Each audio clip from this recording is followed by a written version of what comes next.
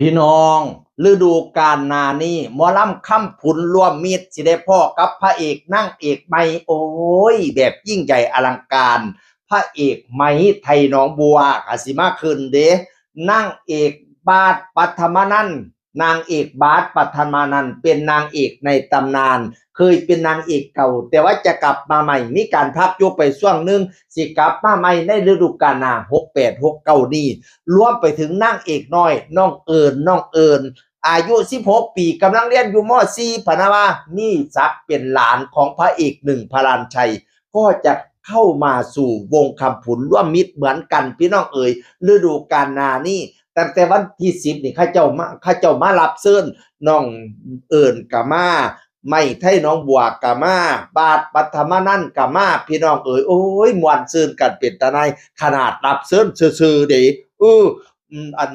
พระเอกหนึ่งพระรันใช่แล้วก็สัมภาษณ์ผู้นั้นสัมภาษณ์ผู้นี้เนาะ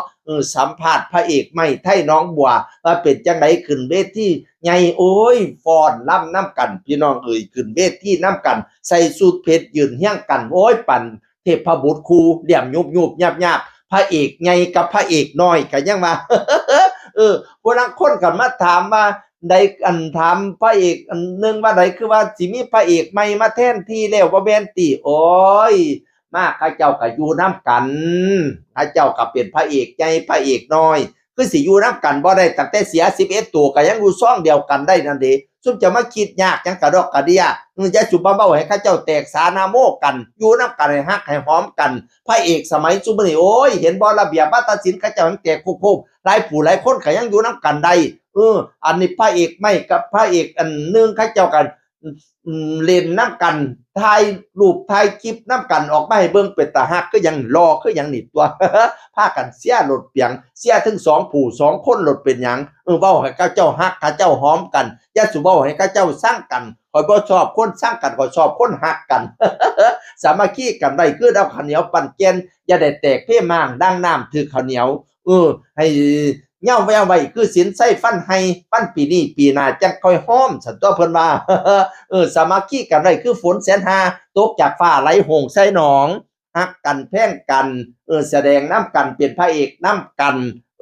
เสียน้ำกัน FC ก็ได้พี่น้องเอ๋ยพากันสร้างคอนเทนต์หลายๆเดี๋ยวนี้มาไล่บ่มีแต่มาไล่หน้าห้านเท่านั้นมาไล่ออนไลน์กะหลายถ้า FC เฮาทางออนไลน์แล้วเขาจะกระส่งมาถึงตัวโอ้ยว่าตั้งแต่มีดอมฮักมีแม่ฮักมีพ่อฮักแต่โคบพุ่นเปียงมาไล่น่ะพี่น้องเอ้ย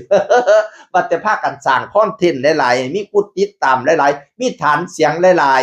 ๆมีดอมฮักหลายๆมาไล่ก็สิแต่โคบตัวบัดนี้เนี่ยเสียสุผู้สุคนข่อยน่ะฮักสุผู้สุคนฤดูกาลหน้าพ้อกันแน่นอนกับนางเอกใหม่น้องเอิญซึ่งมีศักดิ์เป็นหลานของพระเอกหนึ่งพลันชัยเป็นคน101แล้วก็พระเอกไม้ไทยน้องบัว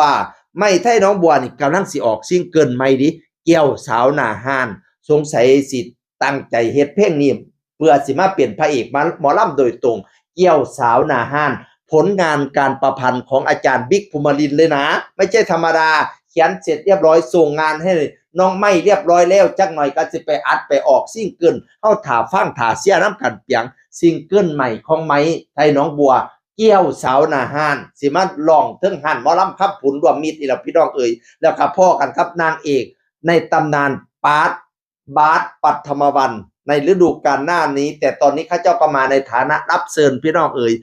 ฮักสุคนเสียสุคนสุผู้ขาน่ะพี่น้องเสียพระเอกหนึ่งพลันไส้พร้อมพระเอกใจบุญพระเอกกู้ภัยขวัญใจศพไร้ญาติ ศพไร้ญาติเนาะค่อยว่าจากเสียงกดเก่ามาสู่ฟังสวัสดีครับสวัสดีครับ